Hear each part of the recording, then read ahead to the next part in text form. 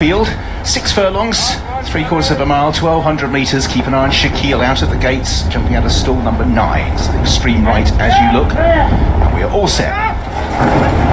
And Shaquille jumps in the air again and gives them the statutory 2 lengths, maybe no more than that this time, as Art Power leads Little Big Bear through the first furlong. But Dream over on the far side races handily in azure blue as Art Power burns down the centre of the race. Kinross races in fifth with Cardam. Shaquille, actually a bit closer, is a bit lit up here and is pulling Rossa Ryan through to midfield with Run to Freedom. And Shaquille, taking a real grip here, is charging through the field at this early stage. Blew the start and now is hunting down the leader as at 40 odd miles an hour they race down towards halfway. Art Power's joined now by Shaquille. Kinross and Dream the next two.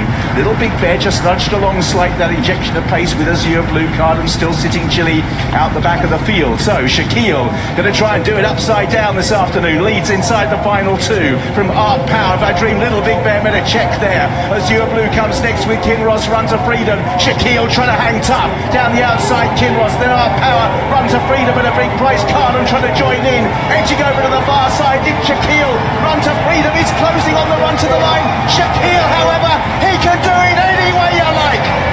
And wins the Protect Network July Cup. Shaquille, raw talent. Run to Freedom and Kinross are the next 2 home. Head of Art Power, Cardam and Dream. But he doesn't do it in a conventional fashion. He gave them a start and then carted himself up to halfway. Any usual horse may have found those exertions telling in the closing stages, but this is not a usual horse. A Group 1 for Rossa Ryan. Shaquille by 2 lengths, add in the 2 that he missed, and you can make it nearly 4. Run to Freedom noses out Kinross. Art Power was in 4th place. Behind those was Cardam, and Dream was next across the line. So success for Shaquille. He's been a fascinating horse this season because in terms of raw ability, he is undoubtedly the leading sprinter. But he doesn't half put connections through the Wrangler. And success there for Shaquille. That is unbelievable. In one of Britain's most valuable and prestigious sprints, how on earth can you miss the start and then pull like that? You can't explain how good or how much better he must be than the others. Look at that. So the bunny hop, I don't know if this is something that's going to happen to him on a regular basis. He's now done it back to back. But to make that middle move through them, look at that. Make that middle move through and still win. The thing is, has he got into a habit of doing that now? Twice in a row? It's not stopping him. No, it's not stopping him, but it might at some point.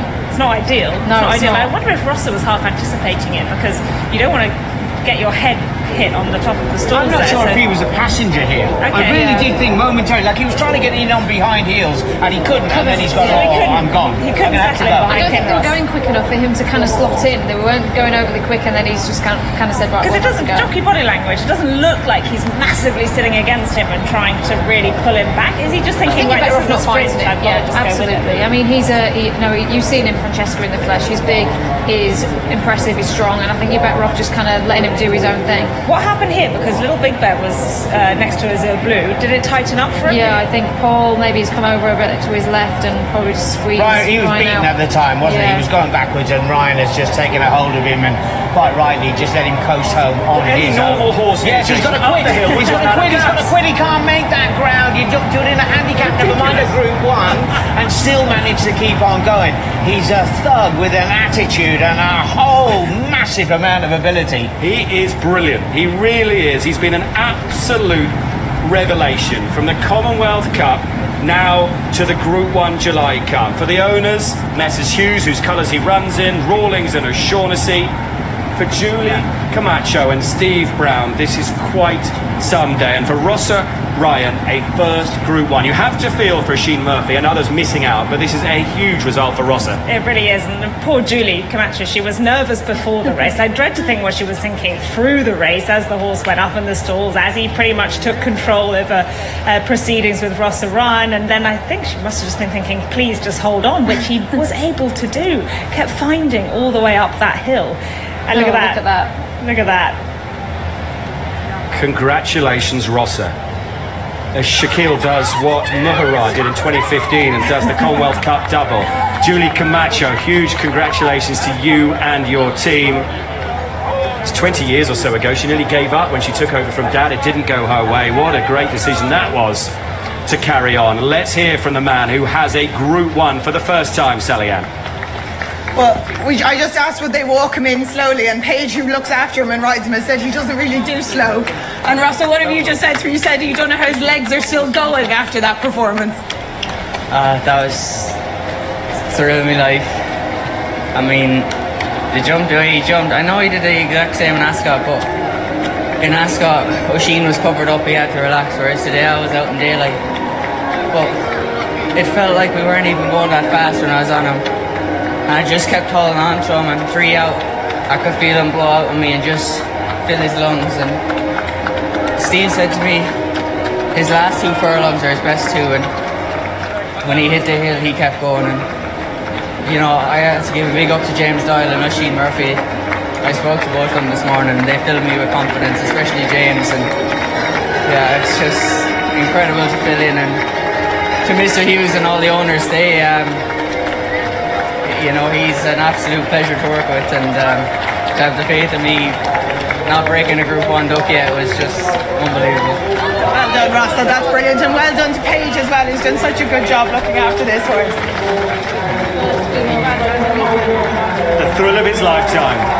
Rossa Ryan wins the Group 1 July Cup. Enjoy these scenes with Shaquille.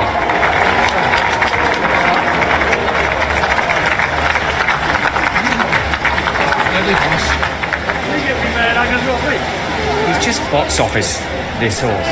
Outrageous talent, really, to do what he's just done and win a race in that fashion. Paige Harrison led him up today.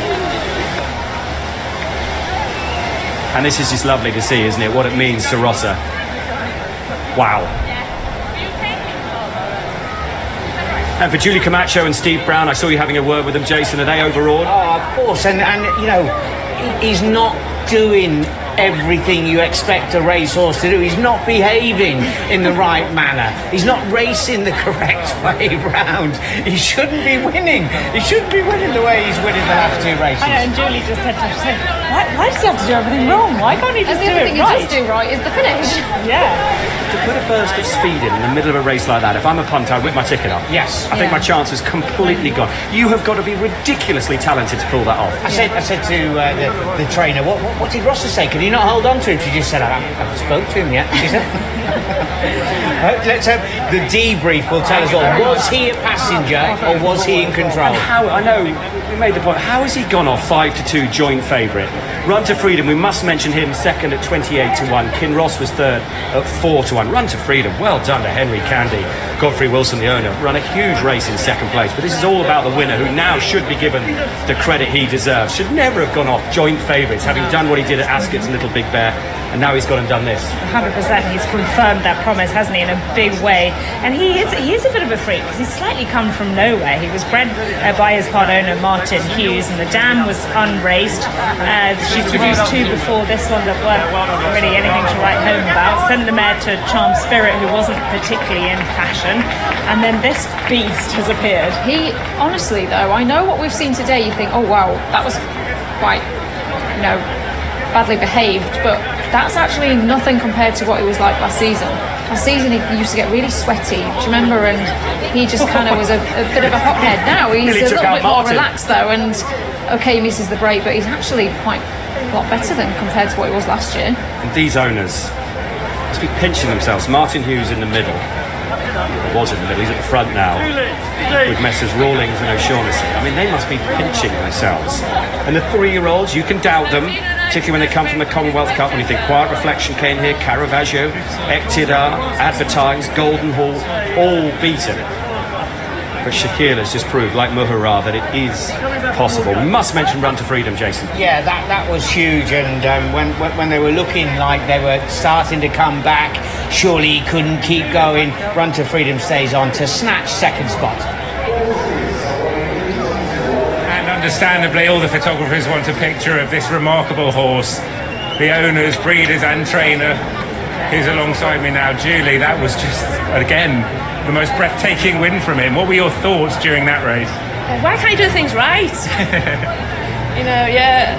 as I've said before, it does upset me that everybody thinks he's this big ignorant thug, which he shows at the races, and yet in everyday life he's an absolute darling to do anything with, and a bit overwhelmed really.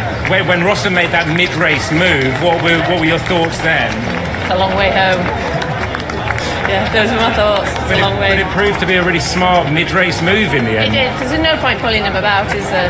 I know he discussed the horse with James and what to do with him, and You said you didn't like the attention on microphones, cameras following you around all day, but that's the level you're at with this horse. He's proven at Ascot and here today he's one of the very best sprinters around. For you personally, what does this horse and these moments mean to you? It's a massive moment. We're a small yard in the north, and as I said to a friend before Ascot, we come down here, we think we've got nice horses, they give us a bang on the nose and tell us to go back up north where we belong. We get stuffed, but no, it's lovely to be able to come down here with a horse like him and show how good he is.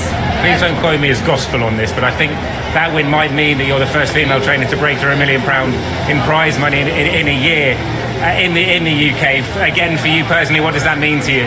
Yeah, it's brilliant. It's really good. It's not as if it's an overnight success. We've been at it a long time, and it's just nice that people in the north can have a bit of success, because there's some really good trainers in the north, and if you get the ammunition, hopefully we can do well with them. I'm going to ask you about the future now with this horse. What is the plan for the rest of the season? Haydock probably. We're going to put him in at Deauville and probably go to Haydock, but Steve will discuss it with Martin. I'm only a very small part of this. There's a team at home, and Steve plays the biggest part, a bigger part than I do, and he's hiding on me again. You're always trying to hide away from the cameras, both of you actually. And just a word on the owners and breeders of this horse, for them to breed a horse from the ground and be here in the Group 1 winners enclosure on 2 occasions this season, it's a special thing, isn't it? Oh, absolutely massive. It's great for Mike, because Martin's put a hell of a lot into the business, into racing full stop. He has a fair few horses in training, quite a few trainers, and it's great for him to have bred him as well. It's just the icing on the cake, really. Will there be a party back home tonight? We're non-drinkers, so it'll be a bit boring. You can still have a party, Julie. Yeah, probably. Yeah, we'll have to do. Yeah. You thoroughly deserve it. Well done. Thank you very much. And roll on Haydock, because it'll be up to the powerhouses to come up north and get a bang on the nose again, I reckon, from Team Camacho and Shaquille. And in a season that's threatened to take off, we haven't seen too many standout performances this season. I think it's fair to say we've seen 2 today. City of Troy, blistering there. But Shaquille, he's got to be the most exciting horse in training right now. Absolutely, stepping right up and into front and centre, and not doing it correctly. I can't get it. You can't believe you've not seen anything like that, have you? Just in the run, I was saying anyway, well, he can't win from there, right? And I'm thinking, well, Azure Blue, she's on this side, where is everybody else dotted? He shouldn't have kept going. What do you do with him though? Yeah, do you want to practice the stalls with him at home and make him worse, maybe, possibly? I'm quite sure. What would you do with him? I don't know. I think we've got freakish talent like that.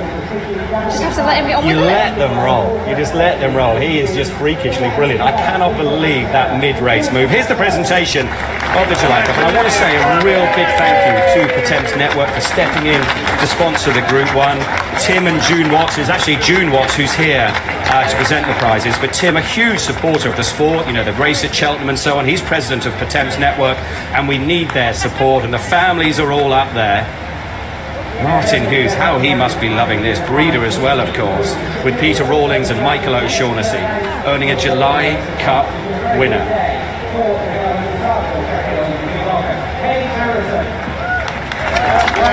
What's a day, Francesca? It sure has. Let's remind ourselves of what's happened in terms of winners. Once we see the winning jockey collect his trophy. Yeah, Paige Harrison's getting hers. What a large photograph frame that seems to be. And here comes Rossa. This will be a nice moment. He's managed to win some big races down the years, and he's going to remember his first Group 1 for possibly being a bit of a passenger early on. I think he deserves enormous credit, really, mid-race, just letting it happen, as the trainer said. One of those lovely pictures we'll see, I'm sure, tomorrow, what it meant to him to get a Group 1 on the board. Enjoy that, Richard.